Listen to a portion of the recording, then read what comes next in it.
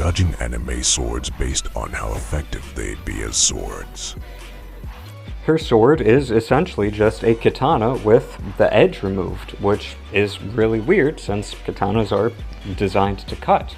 However, plenty of thrusting swords still exist, so this could still work, and it essentially has a barbed tip, which would mess somebody up going in.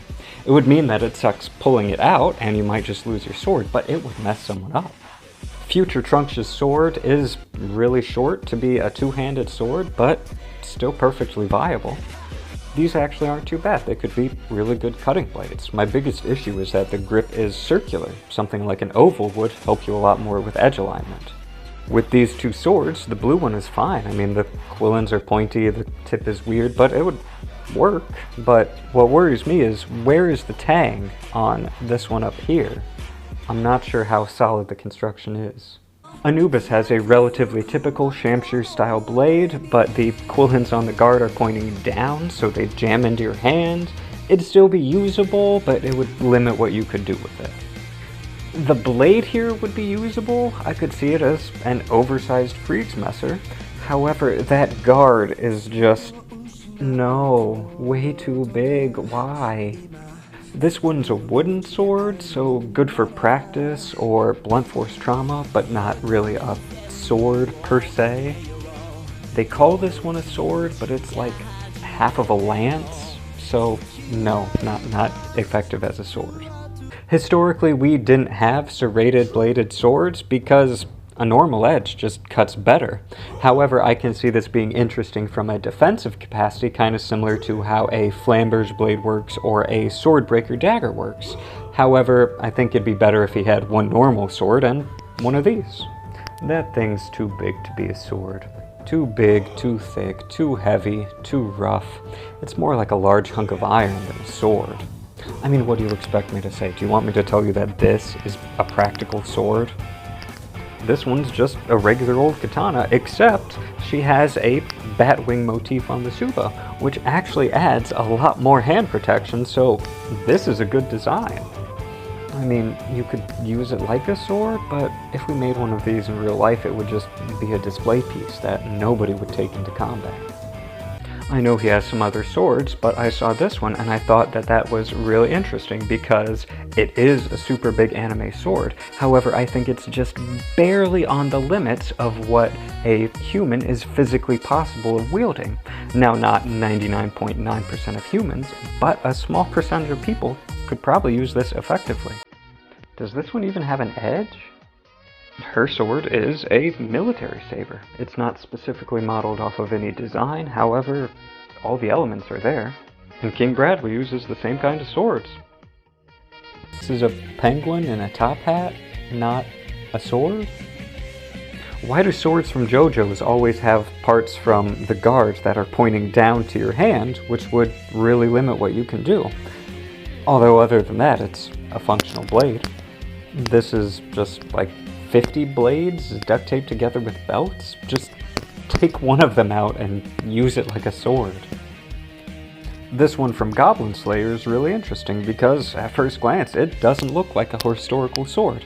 However, it does. Meet the Cinquedea, which is technically a long sword and is a kind of strange weapon, but it exists. And it's pretty much the same. This weapon is dull where it's usually sharp, and sharp where it's usually dull, so it acts more like a club than a sword. However, my main concern is what's going on with the metallurgy, but that's kind of a different video. Something that he could do is just flip the blade around and use it more like a Dacian falx, which Rome hated those weapons. I mean, the swords themselves would work fine, I guess. This one reminds me a lot of a Chinese Dao, and some of those, the 9-ring saber variants, even have holes in the back like this. So yeah, this is a practical sword. A World War I saber design actually looks a lot like this, and it was kind of technically more like a metal lance than a sword, but still a sword, so this works. Oh, she's got the sword and it goes down into a whip. That's just silly. Or is it? The Irumi is a whip sword that was used by only the most trained and skilled Indian martial artists. However, there's not much evidence that it was used on the battlefield. An elephant sword? One Piece is weird. Oh, and it has a regular sword form too. Okay, so this one is kind of like a Gunto katana saber, something that they used around the World Wars. And the tusks, they're interesting because they might actually work a bit as a sword catcher. So, maybe good design? Mugen has another really good sword catching design, and also this curved blade is double-edged, so it's more like a Japanese tsurugi than an actual katana, but curved. Really good sword, well thought out. Those don't even have motors. This sword is in need of a lot of repair. It's chipped, it's damaged, it would probably not last too long in an actual battle, but it's a katana, so yeah, it's a sword. I do like the shoulder holster for the knives, that's pretty cool. Would be better if they were tilted up, though, so they didn't fall out. So this is a gun blade, see the trigger there, and surprisingly, those actually existed! They weren't as good as swords at being swords, and they weren't as good as guns at being guns, and were pretty much just a way for rich people to show off, but they existed. It would be a lot better if he had a guard for the trigger, though. The blade itself is good, a lot like an arming sword or a Chinese zhen. My big problem is the guard. It's only attached at 2 points and is an entire circle.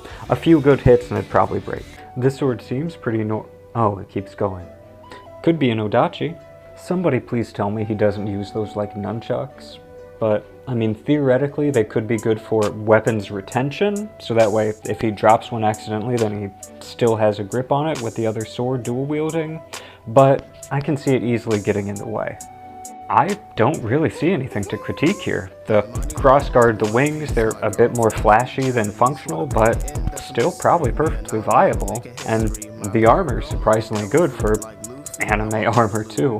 A lot of people have been asking for Zoro, and I mean, he pretty much just uses katanas. Some of the guards like this one are a bit unorthodox, and the Hamon line on the blade is a bit strange, but they're valid swords. Disregarding the fact that we don't have this level of prosthetics, his arm blade is really similar to an Indian guitar, and they were good, so this is good. I don't even know what's going on here, but avoiding the sword being alive, if this was just a regular blade, the mouth would be a structural liability, and the guard would not be a good guard. His sword's actually kind of interesting because you could just say it's a katana, but it is straight. And it's longer than the normal chokuto, which is the normal straight Japanese sword. So it's kind of an in-between thing, and really cool, and makes sense for a ninja. Especially if they're doing a lot of fighting. This one's obviously a katana, but the green and the Hamon line and the Suba, they're just a vibe, and I'm